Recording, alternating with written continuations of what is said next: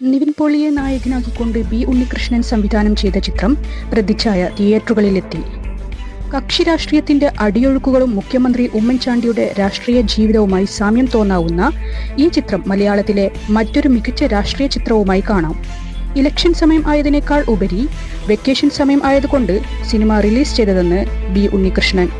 ആകസ്മികമായിട്ട് സംഭവിച്ചൊരു കാര്യമാണ്. കാരണം ഞാൻ 2019 ഈ സിനിമയുടെ പ്രവർത്തനം ആരംഭിക്കുന്നത്. അതിൻ്റെ സ്ക്രീൻ പ്ലേയുടെ എഴുത്ത് തുടങ്ങുന്നത് 2019 2019 മുതൽ പല വഴികളിലൂടെ പല ആക്ടേഴ്സിലൂടെ പോയി. ഞാൻ നിവിൻ പോളിയായിട്ട് ആദ്യം സംസാരിച്ചിരുന്നു. പിന്നെ അദ്ദേഹത്തിൻ്റെ തിരക്കുകൊണ്ട് എനിക്കും ഒരു ഇടവേള വന്നതുകൊണ്ട് ഞാൻ മറ്റൊരു ആക്ടറുമായിട്ട് ഇത് ഡിസ്കസ് ചെയ്തിരുന്നു. അതിനുശേഷം പിന്നെയും അങ്ങനെ അവസാനം ഇപ്പോൾ ഈ അടുത്ത കാലത്ത് നിവിനെ കണ്ടപ്പോൾ ഞങ്ങൾ രണ്ടുപേരും കൂടി സംസാരിച്ചപ്പോൾ ഈ സിനിമ നമുക്ക് ചെയ്യാമല്ലോ. നിവിൻ അപ്പോൾ ഒരു സ്പേസ് ഉണ്ടായിരുന്നു ഒരു ചെയ്യാൻ പറ്റുന്നത്. അങ്ങനെയാണ് 100 ദിവസത്തോളം ഈ സിനിമ ഷൂട്ട് ചെയ്തു.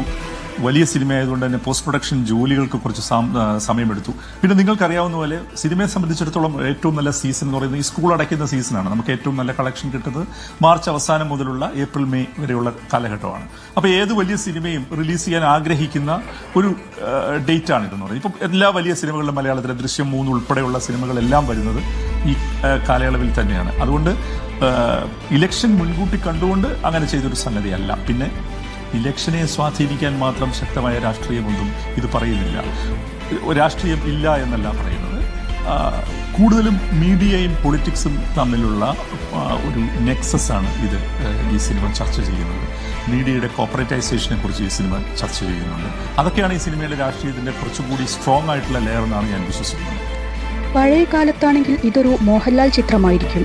എന്നാൽ ഇപ്പോൾ ആ റോൾ ചെയ്യാൻ നിവിൻ പോളിയാണ് മികച്ചതെന്ന് മണിയൻ പിള്ള രാജു. പക്ഷേ ഇത് പഴയ കാലത്താണ് പടം എടുക്കുന്നതെങ്കിൽ ഈ റോൾ ചെയ്യാൻ മോഹൻലാലിൻ്റെ ഏജൊക്കെ ആയതുകൊണ്ട് ഈ റോൾ ചിലപ്പം ഉള്ള റോളായതുകൊണ്ട് നിവിൻ പോളി ആ റോളിന് കാസ്റ്റ് ചെയ്ത് 100% ചെയ്തിട്ടുണ്ട്.